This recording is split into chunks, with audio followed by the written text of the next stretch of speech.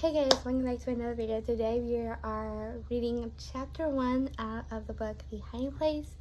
Each of these chapters are a little bit longer, so we cannot read the whole chapter 1 because it's a bit longer, and we divide them up in 5 sections, 5 parts out of chapter 1, and that's going to be continuing all throughout each chapters up to chapter 15 out of this book. But as most people think, that is kind of obvious. And my phone's kind of slanted. There we go. I had to fix it. Sorry about that.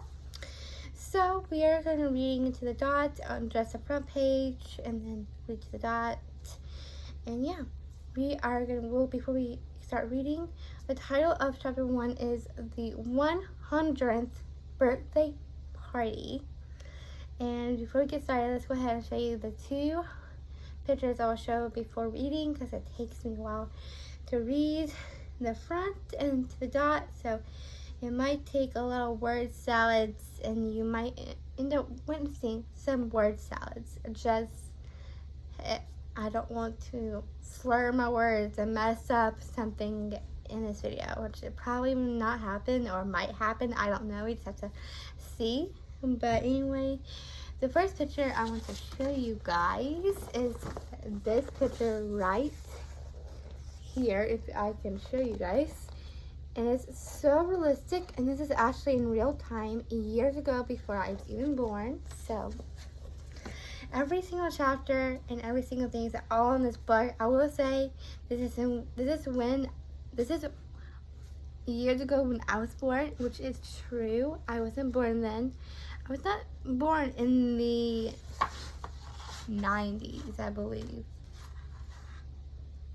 Yeah, 18 in the 90s. I wasn't born back then, but I was born in the 2000s. That's why I keep saying 92, a little bit after I was born, something like that. My phone keeps sliding down, so I have to hike you up a little bit.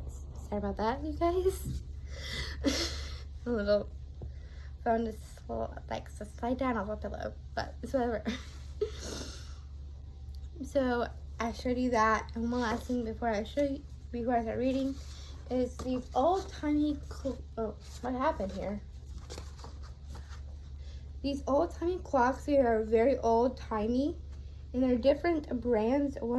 These 2 right here, the other 3, they're all old-timey, and they're really old and antique. They are so amazing to see. The coolest of clocks. There are so many clocks in these clock shop of the Hiding Place. They're so cool, realistic, and old-timey furniture that I think that's pretty cool to see. So now let's get started on this. This one is chapter 1.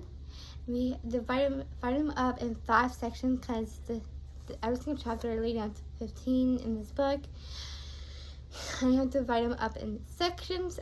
So the first chapter reading is the 100th birthday party. And as most of you guys think, why is that the first chapter? I don't know why it's the first chapter, but it's basically probably because of the dad, Jasper. But I just love it. There's still going to be, this chapter is going to be only one part. This is part 1 of the Hiding Place. So let's get ahead and start reading, because it might take me a while to slur my words, and I'll probably not in this chapter. Probably will in the other videos with reading this, but the first one, hopefully I don't slur my words, because I will be so sorry if I do on the first part of the Hiding Place book. But let's just get started reading. I jumped out of the bed in the morning with one question in my mind. Sun or fog? Usually it was a fog in January in Holland. A dusk chill gray by occasional, a magic day. White winter snow broke through. I leaned as far as I could from a single window in my bedroom. It was always hard to see the sky from the beige, black brick walls look back at me. The black of the other ancient buildings in this cross-centered old Harlem. They put up there in their neck, trying to see. Above the crazy roofs, crooked chimneys, and square pearl skies, it was going to be a sunny day for the party. I attempted like a Watson as I looked at my dress from the tipsy old wardrobe against the wall. My father's bedroom was directly under mine. At 77, he slept soundly.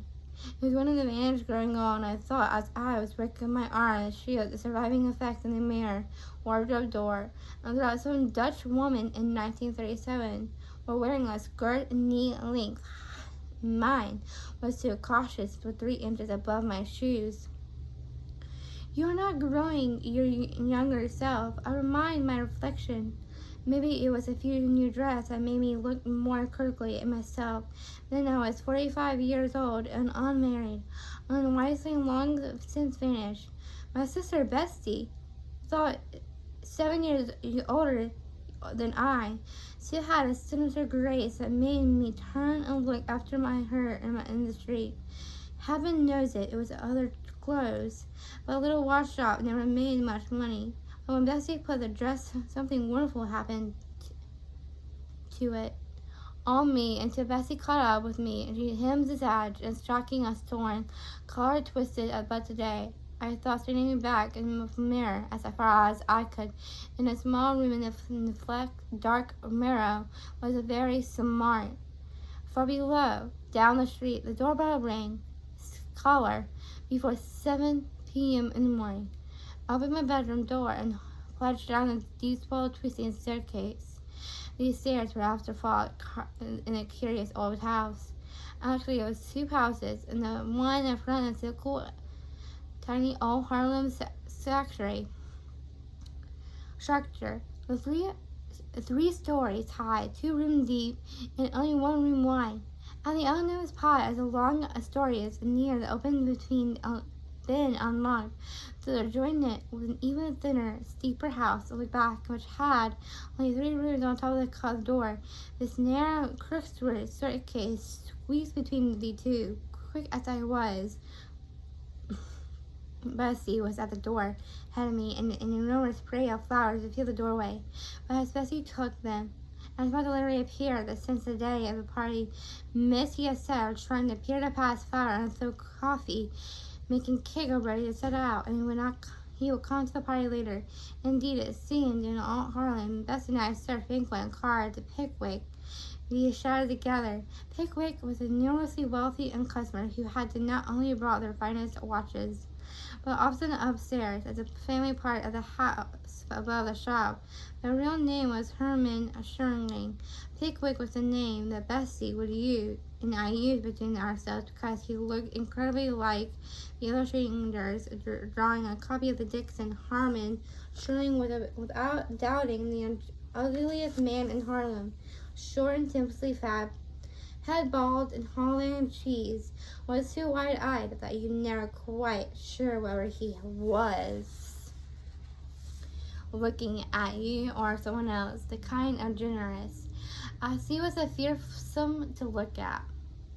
The flowers had come to the side of the door, and the door frame using opening the tiny alleyway. Bessie and I carried them from the little hall to the shop. First was a workroom and watch clocks required a high bench that followed been went many years, and during dedicated partaking work and known the finest hall in their chair center rooms, and beneath the 6 mine paintings and against the old confidential. Behind the workman room was the customer part of the shop, with a glass of the watches, and all clocks were striking 7 a.m. As Bessie and I carried flowers and looked for the most articles supplied, to put the medicines of childhood, and I loved to sit in my room, hundreds thinking voices welcomed me. It was too dark inside because the shutter had not been drawn back to the window on the street. I unlocked the street door and stabbed in the watch racing. The other stood up down the narrow street and scattered the silent and considerable next door. The dress about the bankers and welfares across the street. I unfolded the silk shirt and the 7-minute emanation wended its way. That Bessie and I had at last agreed upon. The window was also a great source of debate between us. On wanting to display as much as I shocked as I squeezed on his shelf, Bessie maintained 2 or 3 beautiful watches, without perhaps a piece of skill stained, trilby knives, and more elegant and more inviting. By the time Wyndham was satisfied as both it held a collection of clocks, pocket watches, at least a 100-year-old borrowed occasion of friends, and unique dollars over the city for the day was the Shaw's 100th birthday. It was the day of January 9, 1837. The father had placed a window sign. The Tim Boom watches. The last 10 minutes of heavy regard for those mysterious passing time. The church bells Harlem had been pealing out 7 o'clock and now half back away in the town square. A great bell, a Cinnababo, assembly donged 7 times. I lingered the street from Keltham and thought it was a cold January dawn. Of course, everyone in Harlem had radios on, but I remember when the life of the city had run on Zimbabwe's time, but only a transient of the others who need to know exactly what comes. Here's a red national clock. Father would take the train out of the middle each week and bring back time from Neville Azeri. It was a source of pride to him. An article clocks with more than 2 seconds of the 7 days. As soon there it stood now and stepped back into the stove, gleaming caution black, and a score of new estimates. The doorbell of Ollie rang again, and more followers, and soon the hour ranged banquet and someone celebrating species and homegrown plants in the clay pots. As we're going to stop for this part 1, I won't tell you what we're doing for part 2 of that. But anyway, thank you for watching. I'll see you here back again in a few other videos today. And after this work day today, I will stop recording from Monday, Tuesday, and Wednesdays, because those 3 are my personal days.